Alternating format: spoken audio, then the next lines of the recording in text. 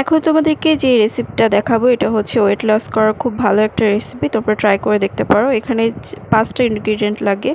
তোমরা স্বাদের জন্য সামান্য মধু ইউজ করতে পারো, তবে ওয়েট লসের জন্য মধু না দেওয়াই ভালো।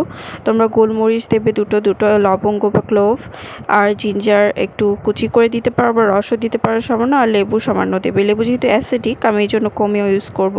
এগুলো সব উপকরণ একসাথে মিক্সড করে গরম পানিতে দিয়ে 5 মিনিটের মতো ঢেকে রাখবে। আবার অনেকে ফুটেও খেতে পারো, দুটাই করতে পারো। তবে আমার মনে হয় এভাবে খাওয়াটা ইজি হবে।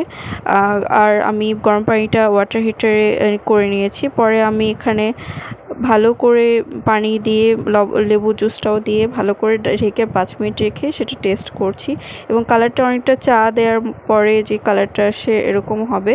খেতে লেবুর আর আদার খুব ভালো মানে একটা তীক্ষ্ণ স্মেল পাওয়া যায় খাওয়ার সময়। স্বাদটা আর বেডশিটে কেউ কিছু মনে করো না, অনেক দাগ, কারণ আমি পেন্টিং করি তো বিছানায় বসে করা হয় ম্যাক্সিমাম, তাই এই দাগ। তো এটা ট্রাই করে দেখতে পারো, অনেক উপকার পাবে ইনশাল্লাহ। আল্লাহ হাফিজ।